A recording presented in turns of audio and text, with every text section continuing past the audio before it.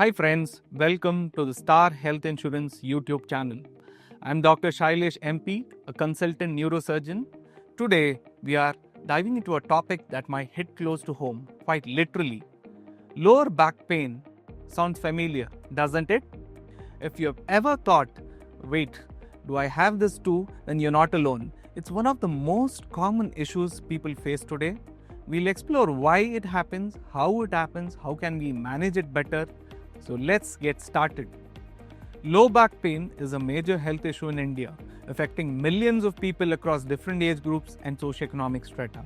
As the country grapples with a growing burden of non-communicable diseases like diabetes and hypertension, low back pain has emerged to be a leading pandemic today, a significant contributor to reduced quality of life.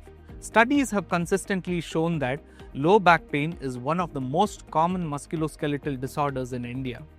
According to various surveys and studies, it is estimated that a whopping 70 to 80% of the people in India will experience low back pain at some point of time in their life. Around 10% of the individuals with low back pain will experience chronic pain, that is, which lasts more than 3 months, leading to an ongoing disability. Low back pain is common in individuals aged 30 to 60 years, with a notable increase in prevalence as the people age. Low back pain is one of the leading causes of work-related disability in India, especially among the young, physically demanding jobs such as laborers, truck drivers, construction workers and office workers, and the sedentary lifestyle is one of the major causes for low back pain. When we come to the gender differences, both men and women suffer from low back pain. Women, particularly those in their 40s and 50s, often report a higher levels of pain and disability related to the low back pain due to the hormonal changes. And also during pregnancy, as the woman has to carry an extra 11 to 12 kgs of weight, she experiences low back pain, especially towards the end of the pregnancy. Postmenopausal women, because of the low estrogen levels, have weaker bones and tend to develop low back pain. The causes of low back pain in India are multifactorial. It is a combination of lifestyle factors, occupational factors. Healthcare system limitations also contribute to a high prevalence of low back pain. Let's talk about the risk factors for one to develop a low back pain. Sedentary lifestyle, because of rapid urbanization and desk-related jobs, it has led to an increase in sedentary lifestyle, contributing significantly to low back pain.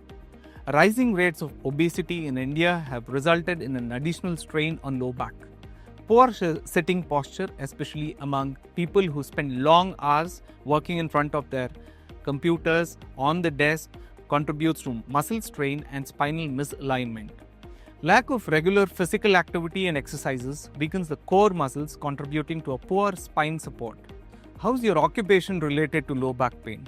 People who are involved in heavy lifting, bending, twisting and repetitive motions in such labor-intensive jobs such as construction workers, farmers and factory workers can lead to low back injuries. People who are involved in long working hours spent sitting in the office environments, especially with improper ergonomics, contribute to low back pain. Desk jobs, particularly in urban areas, have increased significantly in India in the recent years. Long-distance drivers who spend hours sitting in their vehicles often report low back pain due to the poor posture and lack of movement. Health conditions such as degenerative disc disease, arthritis, osteoporosis can increase the risk of low back pain, especially among the elderly. Acute injuries resulting from accidents, falls, sports injuries can lead to chronic back pain as well. Pregnancy-related changes, especially during the third trimester, that is towards the end of the pregnancy, can contribute to low back pain, which is a common complaint among Indian women. Limited access to poor quality healthcare, especially in the rural areas, results in delayed diagnosis and an improper management of spinal conditions. There are certain cultural and societal factors which also could be a risk factor for development of back pain. In India, as we all know, there is lack of awareness regarding the importance of posture, ergonomics, and exercises to prevent back pain. Many individuals do not seek medical attention on time and until it becomes severe or chronic and debilitating. Financial constraints often prevent people from accessing professional medical care or advanced diagnostic tools like MRI, leading to a misdiagnosis or improper management of back pain. The impact of low back pain in India is both an economic and social constraint. Causes of low back pain, we'll discuss about it in detail. Low back pain can result from a variety of conditions ranging from simple muscle strain to a more complex structural problem. The common causes include muscle and ligament strain, overuse, lifting heavy objects improperly, or sudden movements or repetitive motions can strain the muscles and ligaments in the lower back. Sitting or standing with a poor posture for prolonged periods can stress the muscles and ligaments. Herniated disc, also called as the slip disc in layman's language. A disc is a joint between two vertebrae. There are about 33 vertebrae in a human body, and these discs, when they bulge out or rupture, they cause pressure on the nearby nerves. That is often associated with the so-called sciatica and can result from age-related wear, tear or injury. Degenerative disc diseases. With age, the intervertebral discs may lose hydration, they lose their elasticity, they reduce in height, and there is more friction between the vertebra. This can cause chronic low back pain. Spinal stenosis is nothing but narrowing of the spinal canal, which can compress the spinal cord or the nerves, causing severe pain, numbness or weakness in your lower back or legs. Osteoarthritis is another factor, a type of arthritis that affects specifically the cartilage and joints, leading to inflammation, stiffness and pain in the lower back pain. There is another condition known as spondylolisthesis, where the vertebra slip out of alignment and the vertebra below it comes in front, leading to a stretching of the spinal cord and the nerve roots and leading to a compression and severe low back pain. Sciatica, as I already mentioned, is pain that radiates from your lower back down your legs. It is usually caused by compression or irritation of the sciatic nerve, often due to a herniated disc or a bony spur.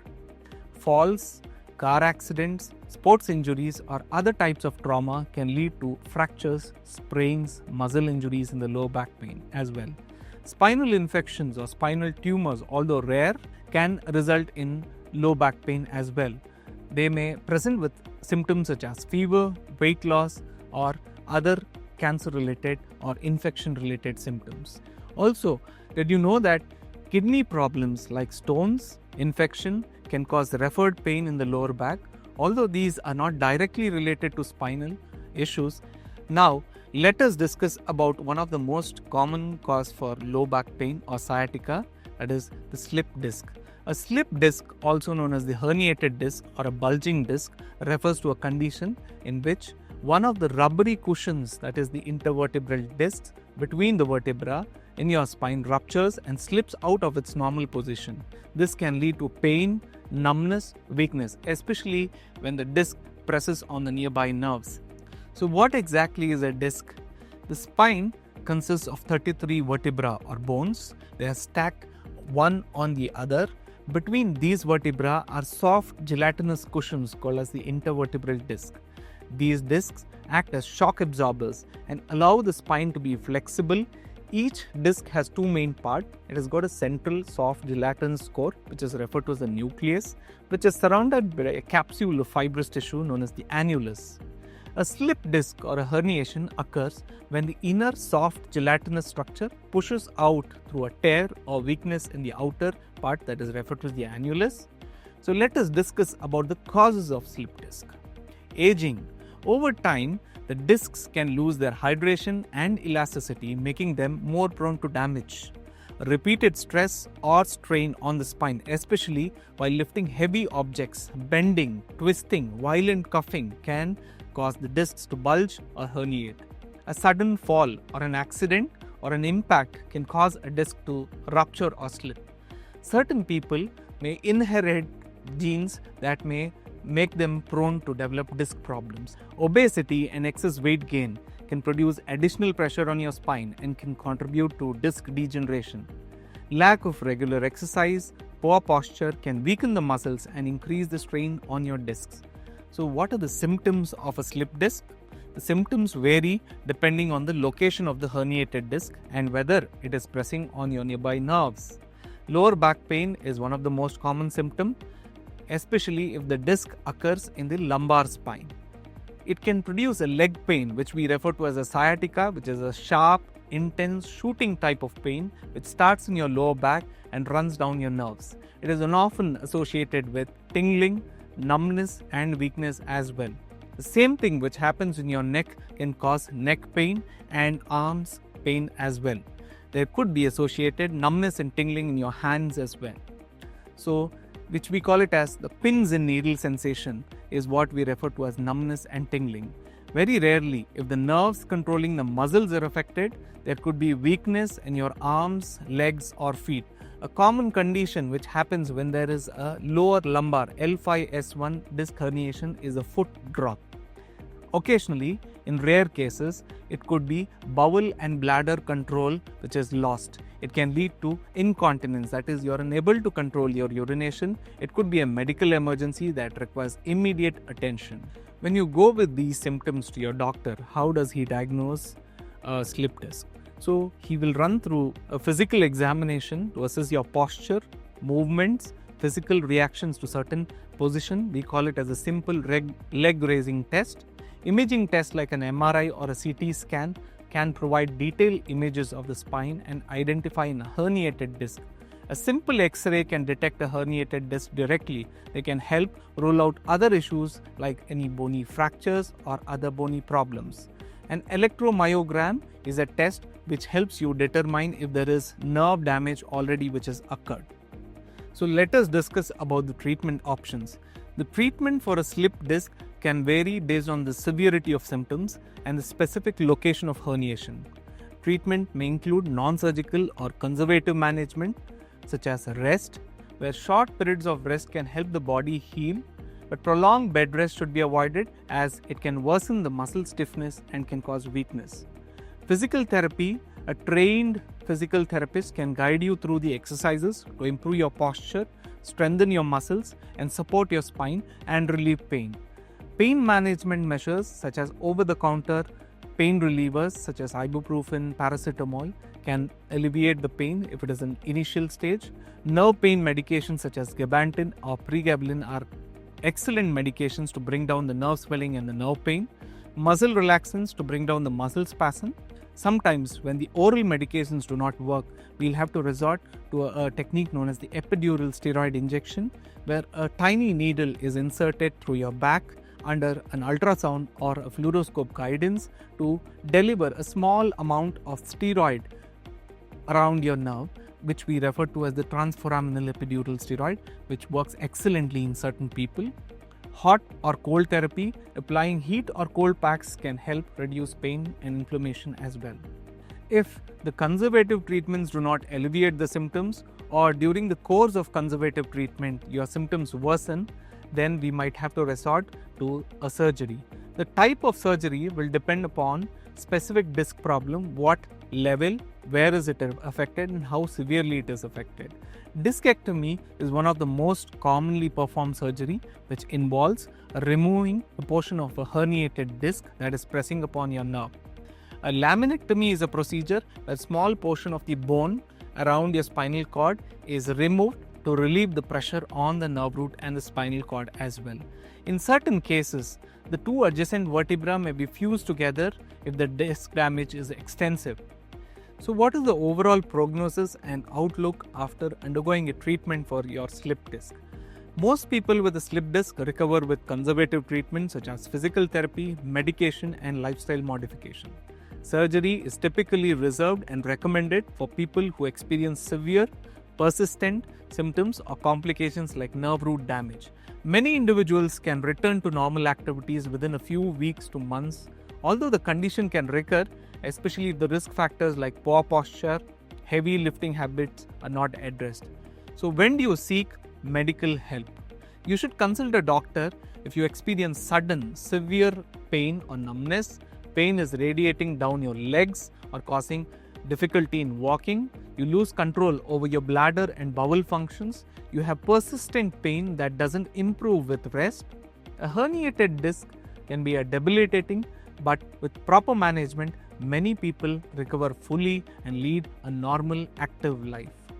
The key is early diagnosis and appropriate treatment tailored to the severity of your condition. We all know that prevention is better than cure. Preventing low back pain involves adopting healthy habits that reduce strain on the spine and improve the overall spinal health. So focus on strengthening your core muscles and the muscles which support your spine, and also make a conscious effort to improve your posture constantly. Reducing excessive weight decreases stress on your spine. Lifting techniques: use your knees, bend your knees instead of bending your back while lifting heavy objects. Avoid prolonged sitting and standing.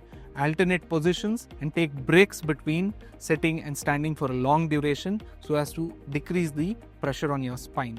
Maintain proper alignment when sitting, standing, and sleeping as well. So stay active.